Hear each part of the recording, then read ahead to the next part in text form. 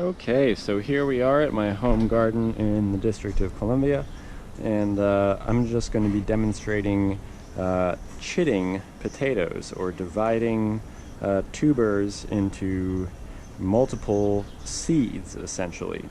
So the process is called chitting for potatoes, C-H-I-T-T-I-N-G, and this potato is already sprouted a little bit.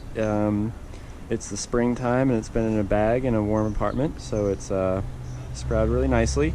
And it's helpful to let them sprout, let your potatoes sprout a little bit before you do this process, just so that you can sort of see exactly where the eyes are and you don't mistake something that might not be an eye that will sprout for an eye that will sprout.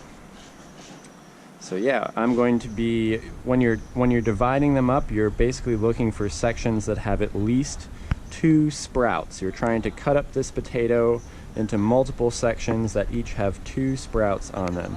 So what I'm going to do is I'm going to take my knife, and obviously there's a lot of sprouts up here, but I don't want to make my sections too small either, so I could just sort of cut right on top here.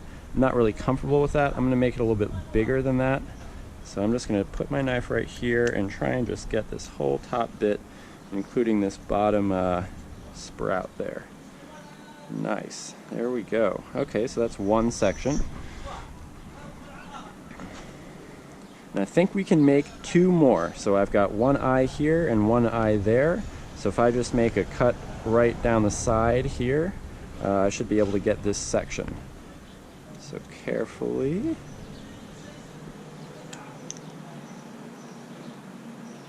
There we go, there's another one. Boom. And this is my last one. I don't have to do any cutting on this because I cut all the rest. So we have got 1 eye and 2 eyes.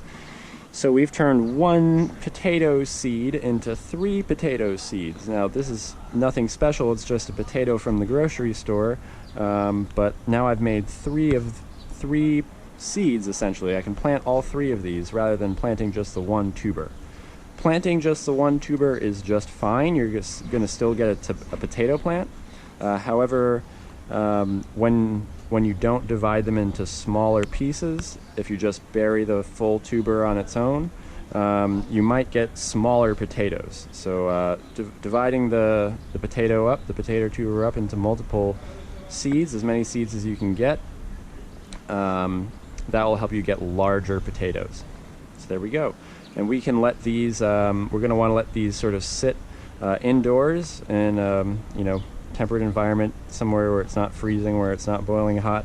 And these wounds are just going to scab over. It'll take a few days. We just want to make sure that this, now it's really waxy and fleshy, obviously, like a cut potato, but after a few days of sitting on the counter, they'll scab over and it'll be really thick and rough. So we're going to wait for that stage to actually put them in the dirt. And that's how we chit potatoes.